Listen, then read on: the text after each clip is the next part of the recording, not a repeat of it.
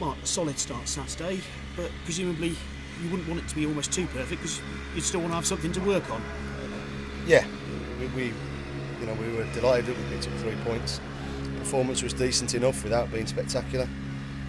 Clean sheet, many positives, but like I said, we're still bedding new players in and just getting back to trying to win matches on a consecutive basis again, and that's the plan tomorrow. When you are bedding players in, how much do the results just help that process and I suppose breed a bit of confidence? Yeah, performances, as well. We asked for performance, and I think the work rate that we had in pre-season, we got that, and culminated with a couple of good goals. Could have had a few more. There's still loads to work on. Still, patterns of play that we've got to get better with the ball, but also defensively, we can be even better, and just keep wanting to improve as a team, as individuals, and we've got a long time to go yet, so we've made a pleasant start. And going back down to Torquay, it's not so long since you went down there at the end of last season, the playoffs. Does that count for anything?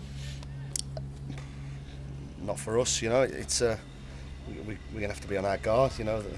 Their fans, their management, their players might be baying for blood and want to get a bit of revenge on it. We have to be cool, calm and collected. We're going away from home. We know it's a tough place to go, but we know we're capable of going there and getting something out of the game. It's a good side, and Martin's a good manager. He's got a good point at the weekend, and we know it's going to be tough. But it's a game we're looking forward to. It's our next one. It's where our focus is at the moment. Obviously, you're the away team. You've got to make the trip down there. But after the trip they had Saturday, does that almost play a part when a home team? I don't think so. First home game of the season, they'll be looking to impress. Tuesday night, pitch will be nice and slick, I'd imagine. The new stands open, I believe. It'll be a tough game, full stop. But we know what they're about. They know us. They know us pretty well.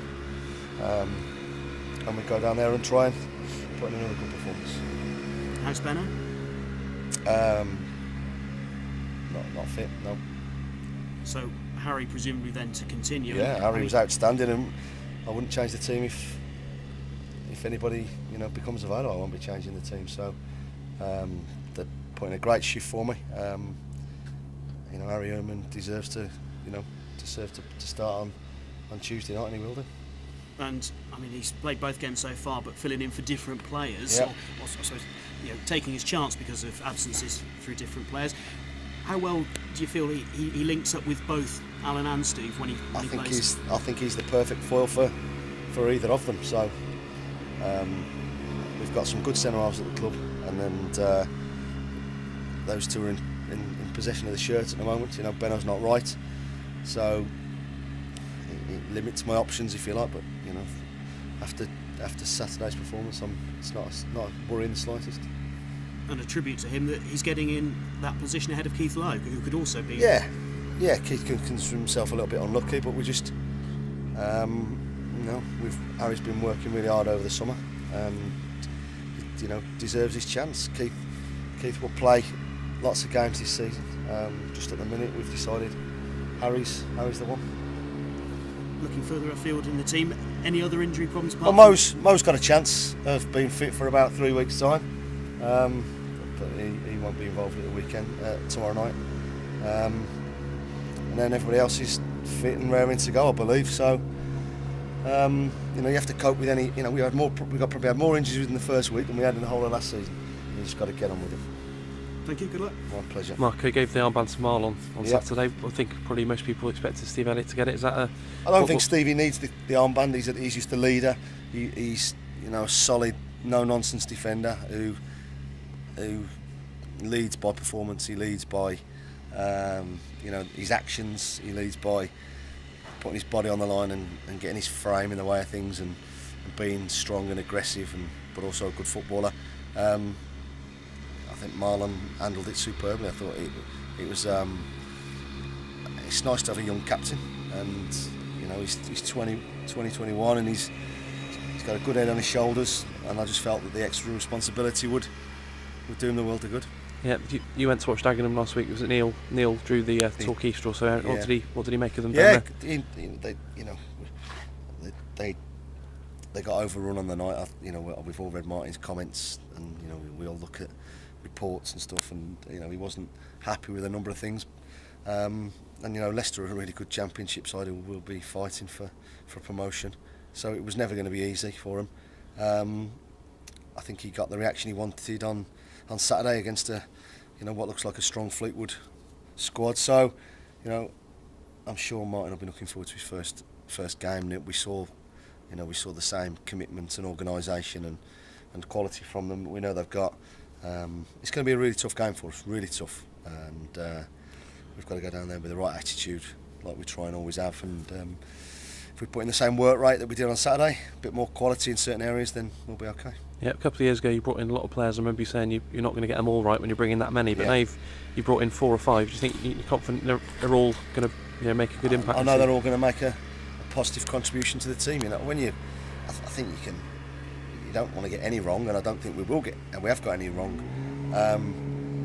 But if you bring in less and you're more particular about what you're after and what you're bringing in, that's what I meant. If you're bringing in 10, 12 every year, there's a chance you don't get them all right. If you're bringing in 4s, 5s, 6s to complement the nucleus of what you've already got, I think you've got a great chance of, if you've got a good eye for talent and know what you're after, then I think you can get the right ones in, and I think we have. Yeah, and there's quite a few players now who've been here for a number of years, which is after such a high turnover. So how important is that as well? Yeah, like I say, continuity is great. Sometimes clubs have wholesale changes and it works for them. Charlton last year, but they probably needed it and probably had the resources to be able to do that. We I think the progress the club's made over the last 3 years has been positive, and I think everyone knows that we've got a decent squad of players. We need more. We're still light on numbers, especially when you get 1 or 2 of your players out. But that's what it's for, and that's why we've got to keep pushing the chairman, and we will do. Yeah, in terms of the one midfielder you'd like to bring in, is that predominantly looking at loans or permanents or free agents, or what? A bit of both. I'm just looking everywhere at the moment. I've got a couple of loans that I've sort of asked about again this morning and yesterday, and a couple of options on the permanent front. So we'll see. Like I say, I'm not in any mad rush. Clubs are not making decisions straight away, which is fine. That's their prerogative, and we'll do the best we can to bring in the best we can over the next couple of weeks. Yep. So you don't envisage anyone coming in before Torquay? Possibly, but probably not. Right. Okay. Cheers.